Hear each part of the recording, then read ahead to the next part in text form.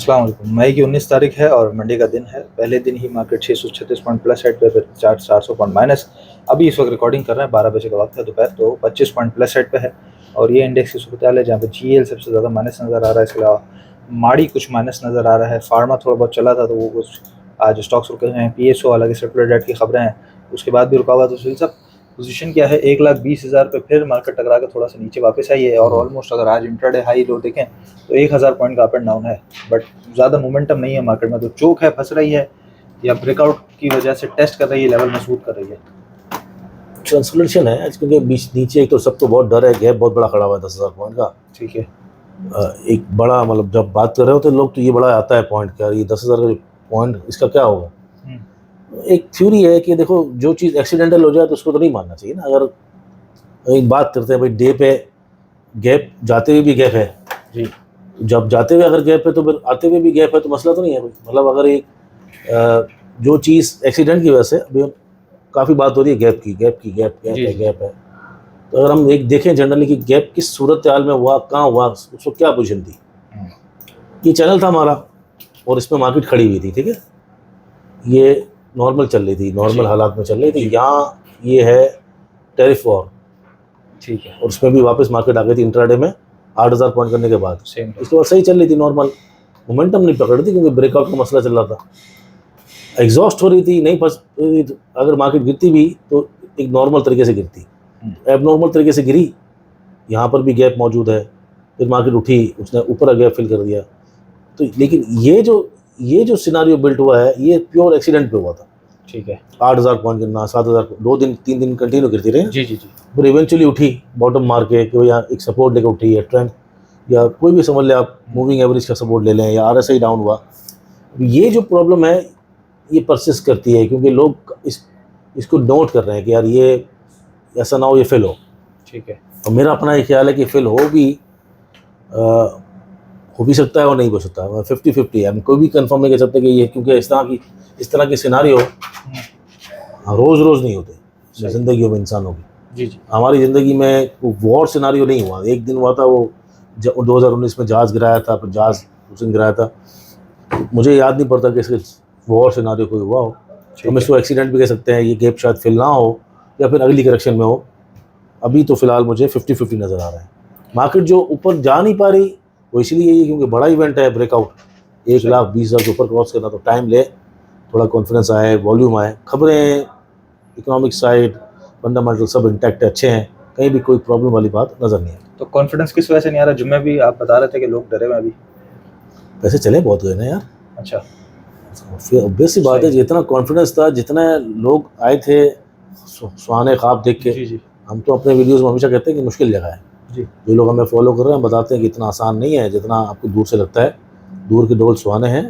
यहाँ 65-60%, 70% भी किसी का रेशियो होना अगर, तो बहुत अच्छी बात है।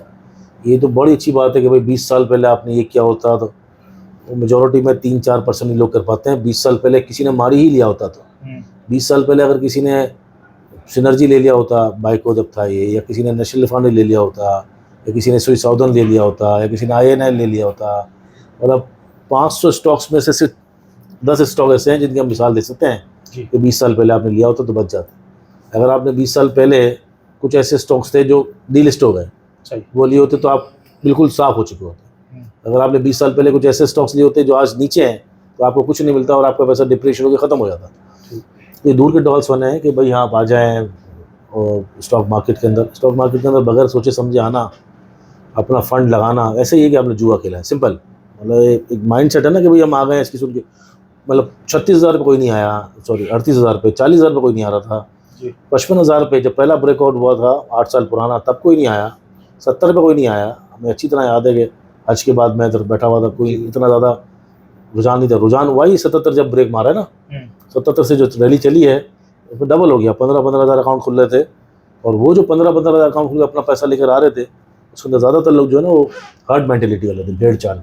ठीक है, उधर से सुन, इसमें घुस, उसमें घुस, वेव अप्लायंसेस भी ले ले, सिनर्जी भी ले ले, ये भी ले ले, वो भी ले ले। तो इवेंचुअली तो यही होता है ना कि आपको अगर पता ही ना हो शेयर्स आपने किससे लिए हैं, और जो डीलर्स बैठे हैं यहाँ पर, मैं अक्सर कहता हूँ कि इंसान को सोचना चाहिए कि कोई आपको कमा के दे सकता है, इतना आसान है। सही बात कोई भी आपको कमा के दे ही नहीं सकता, इवन मैं भी नहीं दे सकता। हम सिर्फ और सिर्फ यूनिवर्सिटी है ना, एक यूनिवर्सिटी है या एक जिम है, तो जिम जो खोलता है वो इसलिए खोलता है ना कि लोग आएंगे वहाँ जिम करेंगे। सही है। वो खुद तो नहीं बोलता मैं जिम खोलूंगा, मैं ही करूँगा एक्सरसाइज। हाँ। हम जिम खोल के बैठे हुए हैं फर्ज करो, जी। तो वहाँ पर जिनको भी शौक है वो आएंगे ना, अपने वो खुद मेहनत करेंगे। जी। तो जब हम सिखाएंगे या हम कॉल्स देंगे, कुछ भी करेंगे, तो उसके बाद जितनी चीज़ें हैं वो क्लाइंट ने या जो सुनने वाला उससे खुद करनी होती है।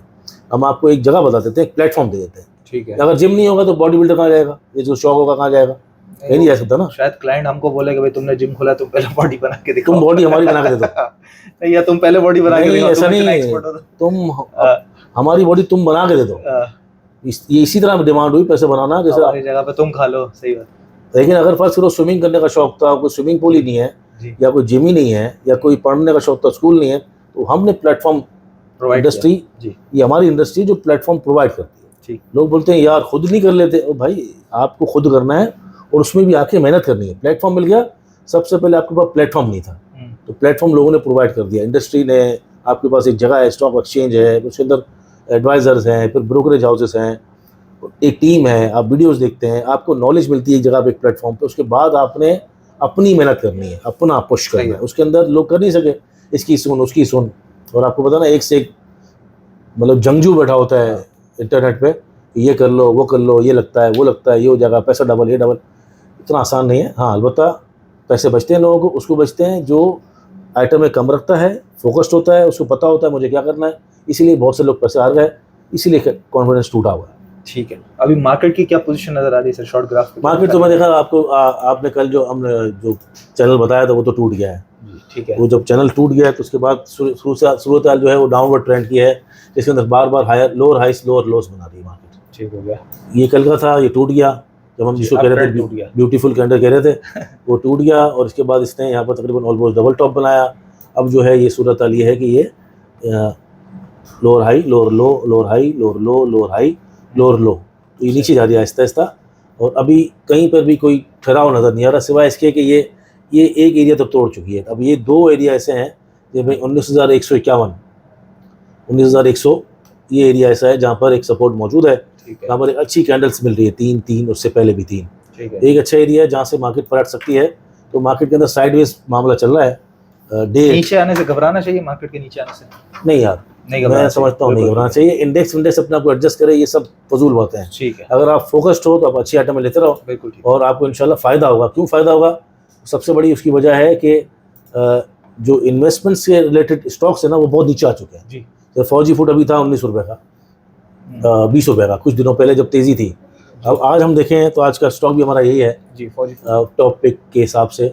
तो अगर हम देखें तो ये ब्रेकआउट भी मारा इसने, डाउन ट्रेंड तोड़ के, और जो इसने एरिया है अपना वो सस्टेन करने की कोशिश कर रहा है 1580 से ऊपर, और ये सस्टेन करता है, इवन ऊपर जाकर थोड़ा रिटेस्ट भी करता है तो मसला नहीं है। ओके, तो ये अब बाइंग एरिया नज़र आ रहा है जिसका टारगेट पहला हो सकता है। ठीक है ना जी, कौन सा रेट दिखा रहा है ये जो 1665 1670, ये छोटे छोटे अल्टीमेट तो आपके सामने ही आ रहा है ना 19 रुपये का, ये पहले जाएगा 1980। तो 1980 के लिए आप यहाँ जमा कर सकते हैं थोड़ा थोड़ा करके, छोटा छोटा। यूँ वैसे भी काम करने के लिए बेहतर है कि जो ऊपर जाए तो और लें, 1660 क्रॉस करे तो और लें। ठीक है। और उसके बाद इसकी बाइंग जो है वो तकरीबन इस लेवल पे जाके रोक दें 1780 तक। फिर ऊपर की रैली जो करें, जो चलना का टॉप है वो 22 रुपये का बन रहा है। तो अगर इस दफ़ा चला ये रीटेस्ट भी करता है फिर भी लेना आपने, ये 1580 तक 1570 तक इस तरह ये बाइंग करते हैं आप 1610 से लेकर, तो ये आपको अच्छा चांस मिल सकता है। क्योंकि जो पीयर्स हैं इसके जी इसी सेक्टर में दूध वाले जितने भी हैं वो सब बढ़ गए हैं। तो ये बहुत दिनों से साइडवेज भी, तो अच्छा टेक्निकल साइड पे भी, और इस तरह अगर फंडामेंटल देखते हैं कि कंप्यूटर्स आगे चले गए हैं थोड़ा सा, तो चांस मिल सकता है।